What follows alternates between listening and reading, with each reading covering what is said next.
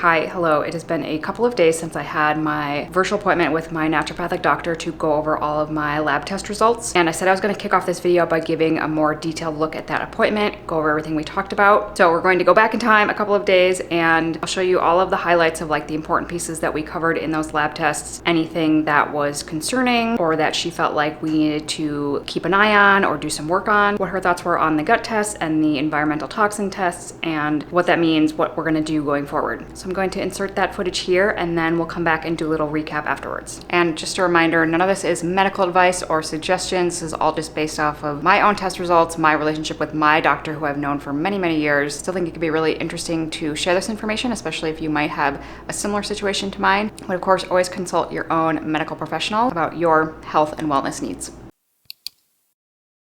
Megan, where do we even start? The vibrant panel is fascinating for so many reasons. That's the one that I really wanted to talk about. I was just kind of astounded. I looked through your blood test results and I'm gonna pull those up right now. Your blood test results, I know your hematocrit, your MCV, MCHD, some of these were a little off. Those can kind of fluctuate, so I didn't put a lot of stock in it. Hemoglobin numbers looked fine. There's just a lot of factors. And when hematocrit on its own is kind of elevated, I'm not really that worried about it. MCV is still kind of lingering high. I just think that's probably secondary to B12, folate. I don't want to say flat out deficiency, but just more suboptimal absorption. Your eosinophils were normal, which I am looking at because your total IgE is still elevated. This persistent pattern that we still don't really know what it is yet, nor is it necessarily something that's dangerous. But the fact that your eosinophils, which are often IgE, will trigger the production of eosinophils, which fight things like parasites and allergies and things like that. Again, it sort of fits within the picture that we've been seeing ongoing. Kidney function, all looks good. That's great. Liver enzymes still within range, good, normal. I'm fine with those. Total cholesterol elevated, which I think it was before. That's where I'll double check. I know it was elevated before, ultimately kind of a marginal difference. Your triglycerides are still low. I think part of what's driving your total cholesterol up is your HDL I think that has probably gone up, secondary to probably inflammation. And then the LDL, maybe this one's a little bit higher. This one more influenced by dietary intake, of course, but that's not the only thing. There can be a lot of things that sort of get in the way of the metabolism of cholesterol and how well your body sort of processes it, packages it, and metabolizes it. So we can continue talking about this. I just think a lot of the treatments we've maybe added in or kind of tried out for size may or may not totally help. I don't know that I would necessarily start you on a statin yet. I'm not totally opposed to statins if I feel like it needs to happen, but I just strongly suspect part of whatever's happening is probably whatever's driving this is likely kind of driving other things that you've had going on. It's just a matter of, I don't want to dismiss it and say, oh, I'm just going to let your cholesterol run rampant. I don't want to intervene with something that could further disrupt the picture in a bad way, right. But I will if I think it's necessary. Yeah. So I don't think we're there yet, but it's not on my radar. Your iron markers are fine. These all look okay to me.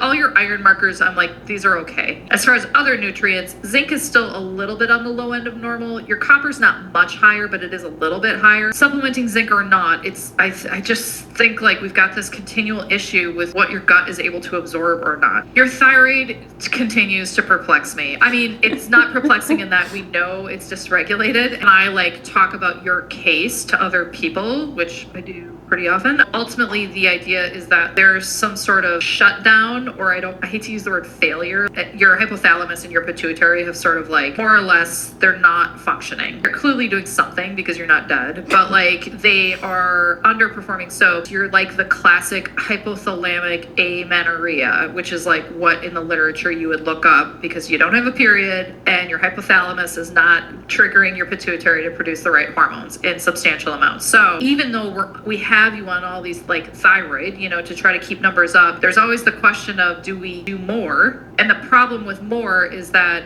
there is this back and forth question because your TSH, that pituitary hormone, is already suppressed. And I think part of it is because we've given you hormone to take, because we know that the T4 and the T3 are needed to function. The T4 and the T3 are really going to also affect things like bone health and so on and so forth. So we're continuing to be in this pickle of I don't want to not have you on thyroid just because your TSH is low. The amount of thyroid we have you on is clearly still not enough. And it's more like if we continue to increase your thyroid hormone, we have the potential to like almost essentially shut down pituitary output. That could be considered a risk. I just don't think we have enough data, like long-term evidence to support doing that or not with people like you. Lipoprotein A is high. So that's like a secondary cholesterol marker. So that's part of why I was like looking at your cholesterol being like, okay, I know this guy tends to be more affected by genetics and family history and things like that. Do we want to be a little bit more aggressive with cholesterol support while we're kind of trying to tackle all the other underlying factors? I mean, we may need to do that in the closer future. We would probably do is try to optimize vitamin C levels, because that's one thing that can contribute to elevated lipoprotein A. Other things that affect metabolism of cholesterol. Your cortisol levels actually look okay. You had this done in the morning, right? Like, Yeah, sometime... it was like 30 in the morning or something. Yeah, these actually look pretty good. I know in the past they've been really high and then they kind of normalized. So I feel like given everything your body's been dealing with, like over the course of time, I have fully expected your adrenals to like tank by this point in your life. Yeah. And but they haven't. Yeah. So I'm like, yay.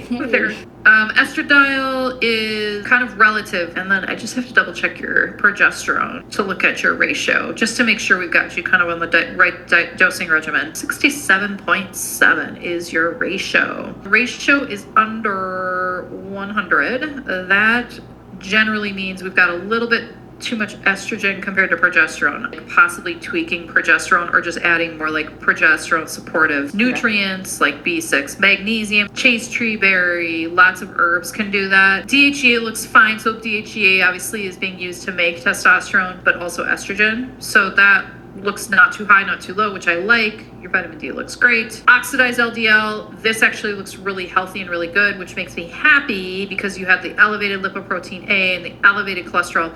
This is more like imminent danger cholesterol. And so like, this is good. This is a good number. I do not want this one to be high. Total IgE, still elevated. So blood labs, you know, there's a little bit of this, a little bit of that, maybe some things that we tweak, but more or less a lot of these are kind of like, to me, secondary markers of other stuff going on. So the things that I'm mostly really watching closely are like the cholesterol markers. So now for the Vibrant ones. So what's kind of interesting about this is you probably have a bunch of like weird stuff going on in your bowel. It's affecting your endocrine and metabolic health. And I'm kind of like, no way. Yeah. Shocking.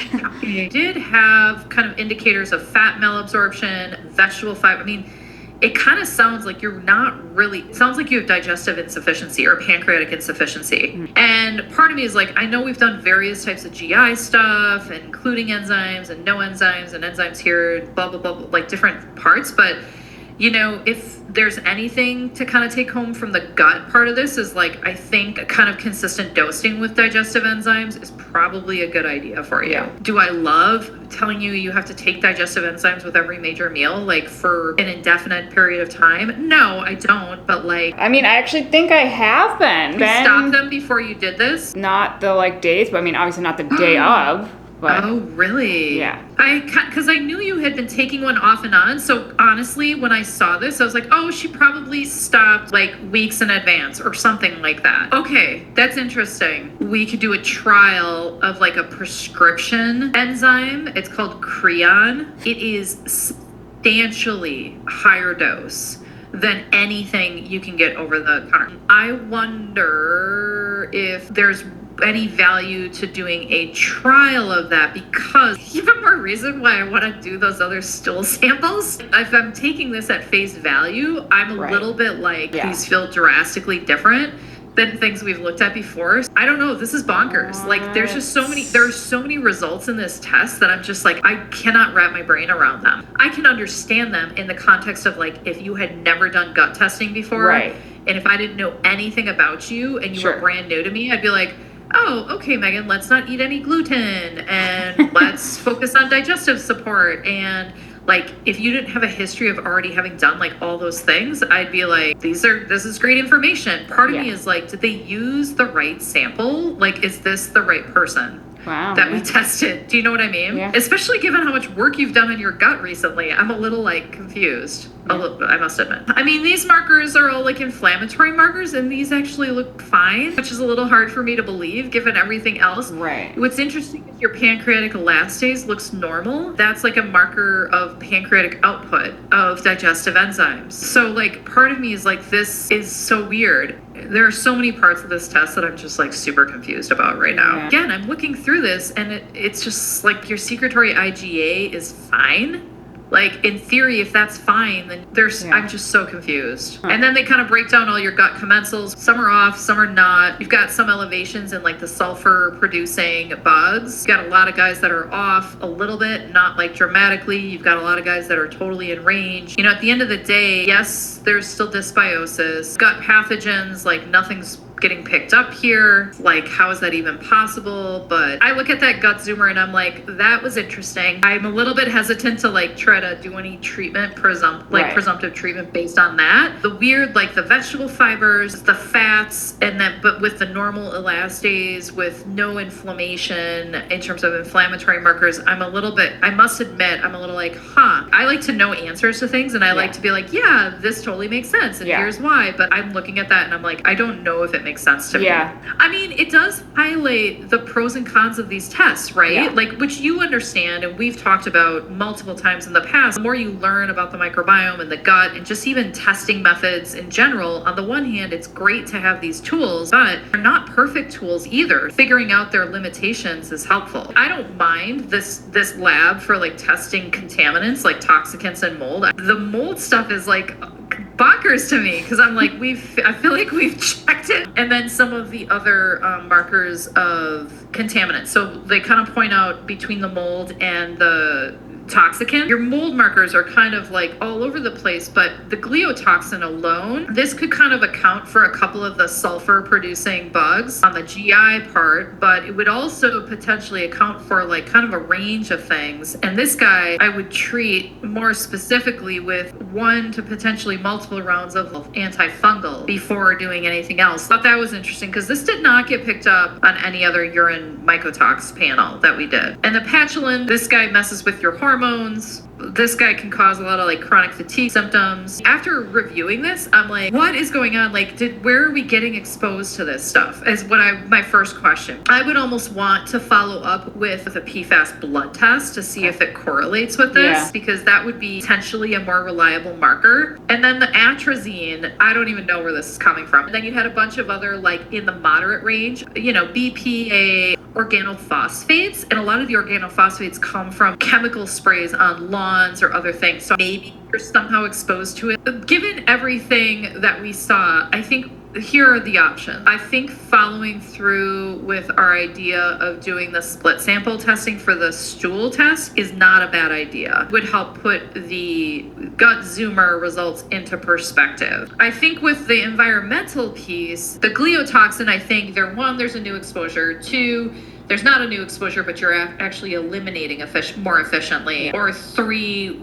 the lab is wrong. I mean, I suppose it's always a possibility. If I was going to take an action step like today based on these results, it would be to get you started on some itraconazole, which is an antifungal medication that will kill aspergillus type fungi and yeast. And so that is why we use that guy when the gliotoxin is elevated like that. I would start you with a month and see what happens. And then, you know, I know when we do that one, I like to run like liver enzymes every like 4 to 6 weeks just to make sure, like the liver has to work hard to metabolize it. So that's why we watch the liver enzymes. And then we could rerun just your metabolic panel after like 4 to 6 weeks after your first round and just check and make sure. And then everything you're already doing as far as the sauna or whatever, like, I mean, I wouldn't change that, you know, I'd still want you doing that because maybe what it's doing is like, it's a slow, steady climb out of whatever you were exposed to in the past. And we finally opened the doors enough where you can now eliminate. Maybe part of what's happening is as you're eliminating more, your gut is just taking a hit. This is a little bit of a hypothesis, but like it could be part of what we saw in the gut could just be secondary to like the fact you're eliminating more efficiently now. I think if we have the bandwidth to do the split sample testing in the closer future, I think that should be higher on our priority list. And then I think if we do the itraconazole, that would be next on my priority list. Okay, so quick little recap summary of everything we went over in that appointment. Some of the gut test results and the environmental toxins and mold testing, those results were a little bit surprising or kind of confusing based off of past testing that we've done, and also kind of cross-referencing with blood labs and just kind of knowing my symptoms and history. There were new things that showed up that haven't ever shown up before. There were certain things that were maybe low or high where we might have expected it to be the opposite given other tests we've done. So it's all useful information, interesting data to gather, but it does sometimes end up leaving more questions than answers. So one of the things we want to do is gather a little bit more data by doing a few additional tests. One thing that we've actually been talking about doing for quite a while and kind of had in the works is to do split sample gut testing. This is kind of a little bit of a science experiment where basically I will send 2 samples in to the same lab from the same day, essentially doing 2 test kits, but sending them in under different names and then seeing if the results are the same, because theoretically they should be exactly the same or very similar results if we're sending in 2 samples from the same day to that one lab. And this will kind of accomplish a few things. One, it will just give us more information from the gut test from different labs that sometimes they'll test for slightly different things. We can compare that to the gut test that we already have and just see what matches up. Do we get a lot of the same results? Are we getting wildly different results? If we get different results from the same lab, from the same samples, do we actually even trust those results? So doing the split sample testing and doing a few additional labs where we send in these gut tests will be really helpful, especially because we're sort of confused by some of these results, to go, is this really legit? Like, are there just some weird things going on that are unexpected? Or do we maybe need to, take these test results with a little more of a grain of salt and not be relying too much on those results in particular to decide what we're doing next or what we're targeting or treating. We also are going to look at doing a blood test for the PFAS, the forever chemicals, because some of the things that showed up in the test that I did, which was a urine sample, it's a nice test to have because it's testing for a ton of stuff and it's pretty reliable, but we can also back that up and confirm using the blood test. And again, that will kind of help us to know, are there certain things in particular we want to target? Is this stuff actually circulating in my blood, or is it more that I'm like doing a good job of eliminating it, which would be a good sign. Like if we were to do this blood test and none of the stuff shows up that had showed up on the urine test, then maybe it's something we don't worry about as much because that might show that I'm actually just getting rid of it. My body's doing a good job of detoxing it and we can kind of put that aside for now. Whereas if we do the blood test and it's showing up just as high as it was on the other test, that might become more of a priority. After we do some of the follow-up testing and specifically the gut testing, the split sample gut testing, then I will start trying an antifungal medication that, as my doctor explained, is specifically for some of the environmental toxins that showed up. And because some of those environmental toxins could also be contributing to gut issues, taking that prescription for a month and seeing what happens, it'll be really interesting to see if I notice any reduction in symptoms, in gut symptoms, or anything else. And then we can do follow-up testing afterwards, again, to see if anything has changed. And then the one other thing we talked about doing was potentially trying a prescription strength digestive enzyme. I have been taking digestive enzymes regularly for quite a while, but given that the gut test results show that I'm probably not breaking down food particularly well, I may need a little bit more support in that area, at least for the time being. And again, it can be interesting data to gather if I try it. If I try a much stronger digestive enzyme, what do I notice? What happens? Doesn't mean I have to do it forever. Doesn't even mean I have to keep doing it if it's not working for me, but that will also give us more clues as to where my body might need support or what is helpful or not helpful. So again, that would be after I do some of these other things first. We can give that a try. We want to be careful not to like do too many things at once and then I don't really know what or where the results are coming from. So sometimes this can be not only a process of sort of trial and error, but it can take a little bit because you have to do one thing at a time. You have to give it time to work, see what I notice, take notes on that, reassess, maybe retest, and then try the next thing, repeat the process. So it's definitely not like a quick fix or a fast process, but I'm pretty used to that at this point. I know how it goes. And I'm glad we have a plan. I'm glad we went through all these tests really in detail and figured out a couple of next steps and ready to put those into action. And I will, of course, keep you posted along the way.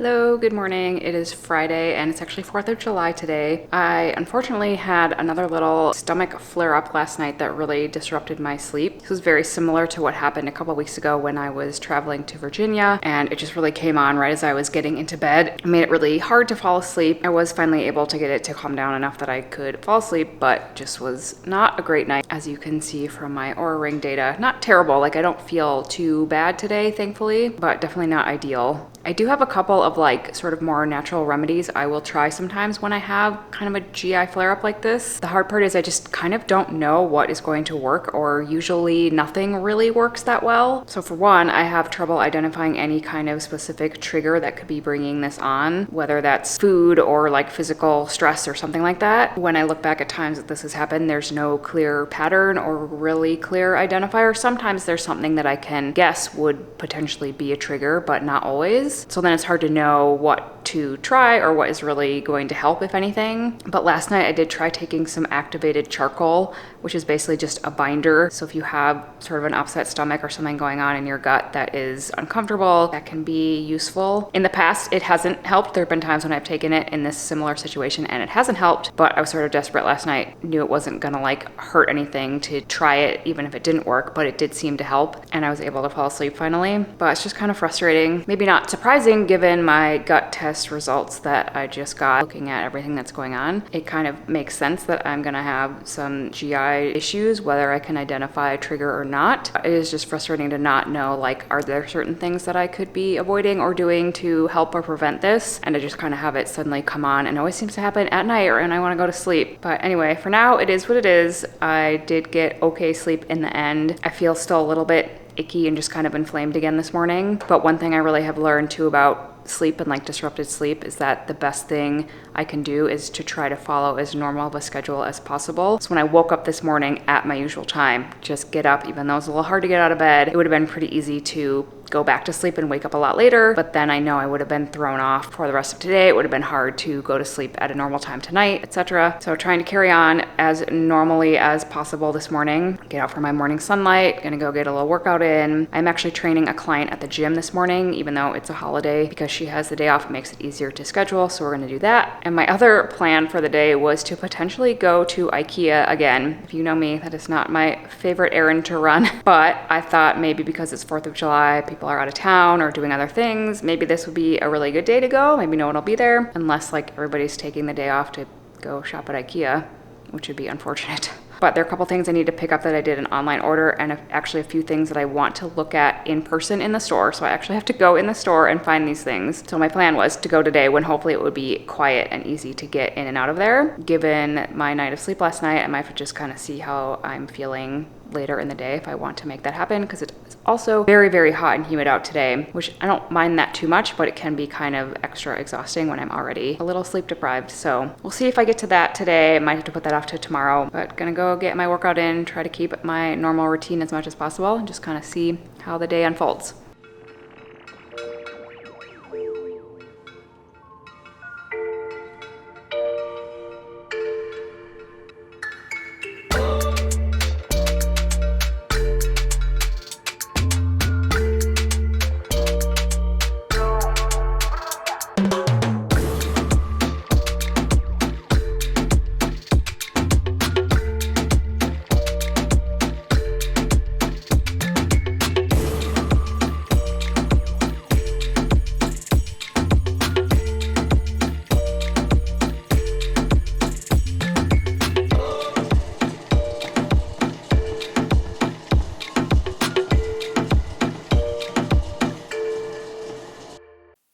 Well, this is how my plan to go to IKEA went. I ended up on the couch instead. I got really, really tired this afternoon, and my stomach is still a little bit upset, and I'm pretty uncomfortable, and just kind of felt like there was no way I had the energy to drive all the way over there in the heat and deal with IKEA logistics today. So hoping I will get to that sometime this weekend. It's still gonna be a holiday weekend, and I'm guessing that will mean it will be less busy there even on a weekend, but just need to have a little more energy, mental and physical energy, to handle that. On days like this where I'm physically not feeling very good, but I also know that just sitting around all day is not going to help me feel any better.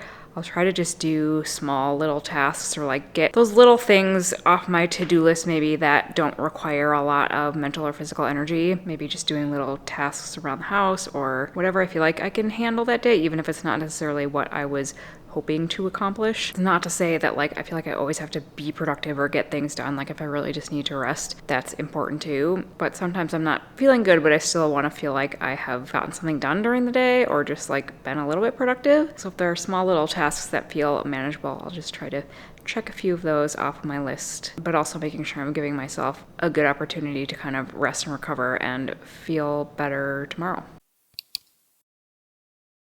I was not expecting my sleep score to be this good because last night there were a lot of fireworks going off while I was trying to fall asleep, and I feel like it kept me up for a bit, but I guess I did pretty well.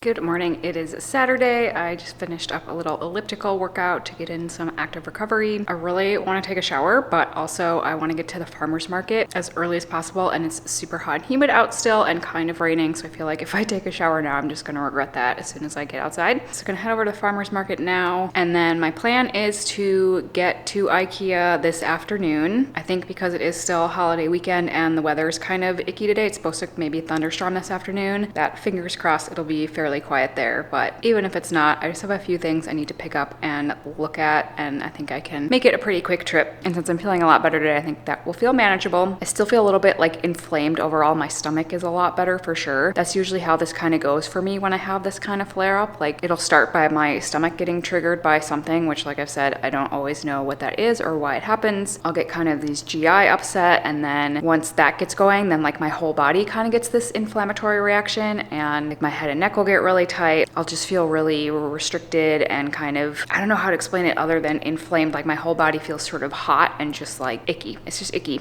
And then usually over time, the stomach stuff will calm down a little bit, but I'll still kind of have that inflamed tension feeling, and then that will sort of slowly dissipate over a couple of days. So I'm kind of in the middle of that right now, where like some of it has calmed down and I definitely feel better, but not like back to normal yet. Good night's sleep was really helpful. That is always key in this situation. Getting that rest and recovery greatly improves how quickly I can get over this kind of flare up. So feeling a lot better today, not 100% yet, but good enough. I think I can kind of go out and do the things that I want to do today. So starting with the farmer's market. Here's my little farmer's market haul. Got some carrots, those were new this week. Some broccoli microgreens and a bunch of lettuce.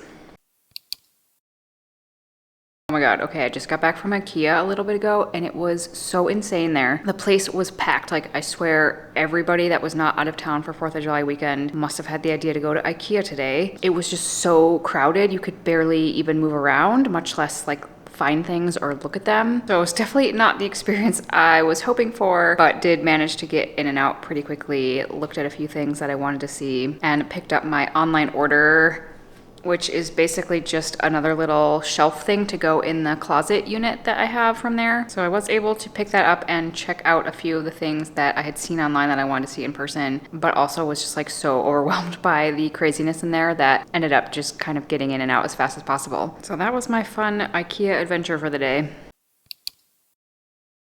It is Sunday afternoon. It's a super nice day, and I'm actually going to meet my parents to hang out kind of weirdly at the cemetery.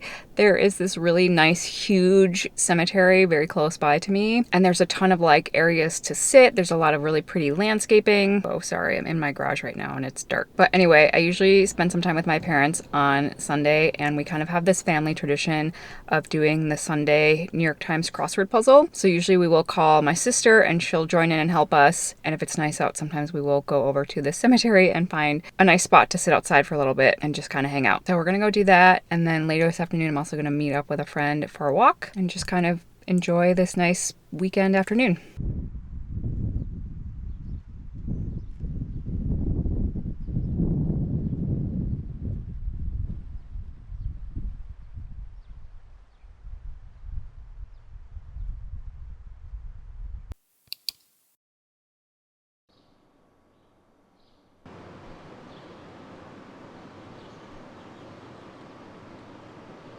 Good morning. It is early on Wednesday morning. It's still like not even 6 o'clock, but I woke up pretty early, even for me this morning. I think it was about 5:15. I just was kind of wide awake, despite the fact that I really couldn't fall asleep last night. Not for any particular reason. I just was in bed at normal time, felt sleepy, but just wasn't falling asleep. I haven't looked at my Oura Ring yet, but kind of curious to see what that night was actually like. But I feel pretty okay this morning. Just getting going this morning and kind of waiting for the sun to come up a little bit more so I can get outside for a few minutes of morning sunlight. And then I have a lower body workout today, and actually have a massage this morning as well, which I'm really looking forward to. It's been a while since I've had a massage and I feel like I could use it at this point. So also that'll be nice because I can kind of fall asleep or take a little nap if I need to, if I'm getting tired at that point.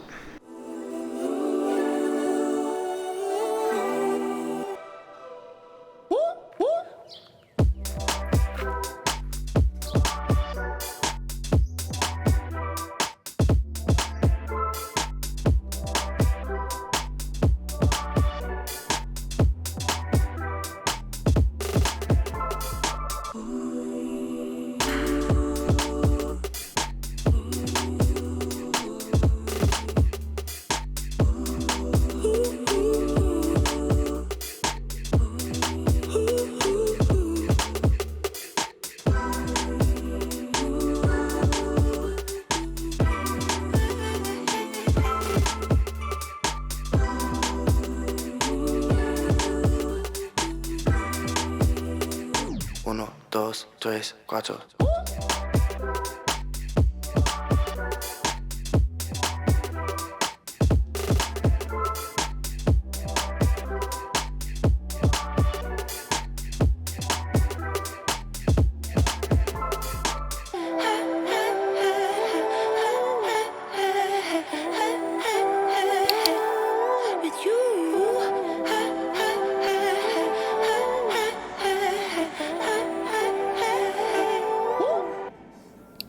Just finished my massage. It was really awesome. I don't know if it's showing up on camera, but I have like serious massage face lines in my face from laying on the table. It's always a sign of a good massage. But it's so interesting to me because I know I've mentioned that like when I have a stomach upset or like when I have GI issues that come up, I also get a really strong reaction usually in my head and neck and just like muscle tension, kind of an inflamed feeling. My head and neck will feel really tight and just kind of makes my whole body then feel uncomfortable. So I've always seemed to have this very strong connection like between my gut, my GI, and like my head and neck, which of course I realize everything is connected. Your brain is connected to your gut, very much so. But it's just been interesting like what a specific response I've had for a very, very long time. And it's kind of changed over the years. It's gotten a lot better, thankfully. It used to be really, really intense when it would happen, and now it's kind of like, it's more subtle, but it's still there. And sometimes when I get a massage, when he's working on my head and neck, I will get little like gurgly stomach, kind of like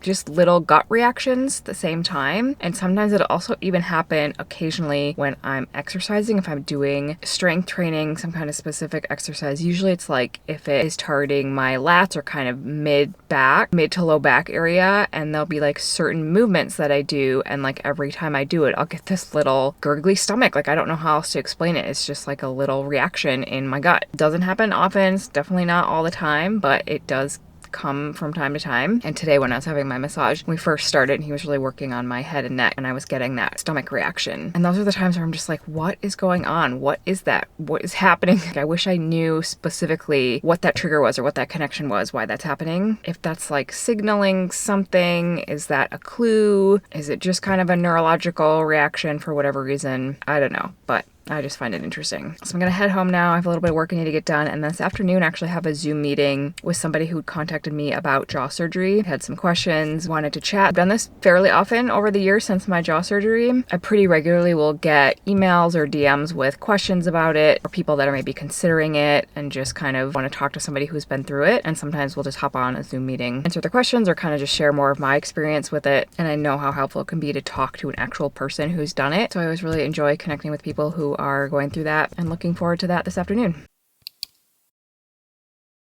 a little while later. I have about half an hour before my Zoom meeting starts, and I'm just gonna take a quick break and get outside for a short walk, just move around a little bit before I am sitting at my computer again for a while. I do like to try to get little bits of movement in here and there when I can throughout the day. I know I've mentioned before, like getting in a quick walk after a meal, especially to help with digestion and blood sugar regulation, or if I've just been sitting for a while. It helps kind of transition from one task to another, and also just a really nice way to get a little bit of extra movement throughout the day, get outside, get some sunlight, all the good things. But I think I'm gonna end this video here. Later this week, or actually tomorrow, is 4 months since my cosmetic surgery, so I will be doing updated photos to send to the clinic. And next week I am heading back to Virginia to get a little horse time, visit Freddie again for a couple of days. So this weekend I'll kind of be getting ready for that trip. And as always, thank you very much for watching. If you have any questions about any of my lab tests or my doctor's appointment, feel free to leave those in the comments below, and I will see you next week.